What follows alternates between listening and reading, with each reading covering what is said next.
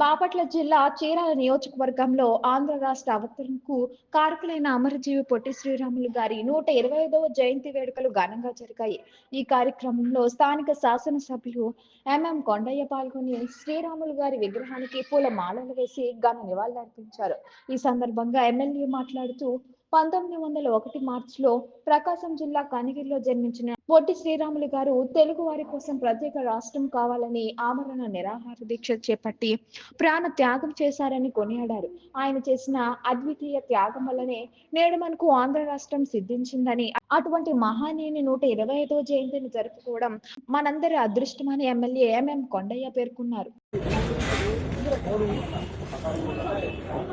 తెలుగువారి ఉనికిని, ఆత్మగౌరవాన్ని నిలబెట్టినటువంటి మహానుభావుడు శ్రీ పొట్టి శ్రీరాములు గారు. ఈయన 1901 మార్చి 16వ తారీఖు మద్రాసు రాష్ట్రంలో జన్మించారు.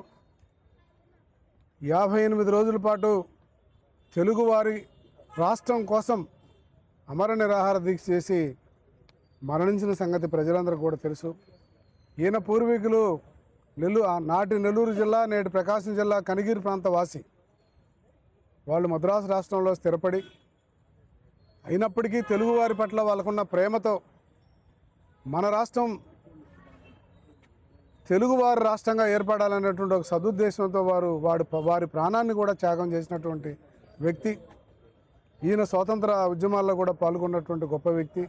నాడు మహాత్మా గాంధీ గారు అడుగుజాడలో కూడా నడిచినటువంటి వ్యక్తి.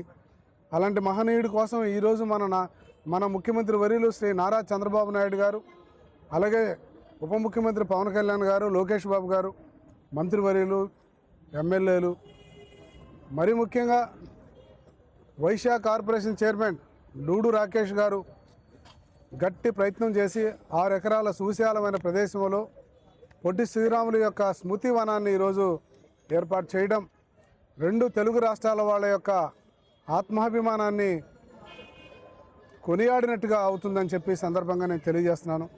ఒక మహానుభావుడు చిరకాలం ఉండాలి, తెలుగువారు జీవించున్నంత కాలం వారిని గుర్తుపెట్టుకోవాలన్నటువంటి సదుద్దేశంతో ఈరోజు కూటమి ప్రభుత్వం గొప్ప లక్ష్యాన్ని తీసుకొని ఆ లక్ష్యం వైపు ప్రయాణం చేసి ఈరోజు శ్రీ ముఖ్యమంత్రి నారా చంద్రబాబు గారి చేతుల మీదుగా ఆ విగ్రహ ఆవిష్కరణ కూడా జరుగుతుందన్న విషయాన్ని చాలా సంతోషంగా నేను తెలియజేస్తున్నాను. ఇలాంటి వ్యక్తులను గుర్తుపెట్టుకోవాల్సినటువంటి అవసరం ఉంది. జాతి రత్నాలు వీళ్ళు, జాతికి వీళ్ళు మేలు చేశారు. వాళ్ళు ఏ జాతిలో పుట్టినా ఏది పుట్టినా ప్రపంచంలో ఉన్న తెలుగు వారందరికీ కూడా ఒక మార్గదర్శకుడిగా మిగిలినటువంటి గొప్ప వ్యక్తి శ్రీ పొట్టి శ్రీరాములు గారు. వారిని ఈరోజు కూటమి ప్రభుత్వంలో నాయకులందరం కలిసి ఈరోజు వారి యొక్క పూలమాల అర్పించుకొని వారిని స్మరించుకోవడం అనేది మా అందరి యొక్క అదృష్టం అని చెప్పేసి ఈ సందర్భంగా నేను అందరికీ కూడా తెలియజేస్తాను.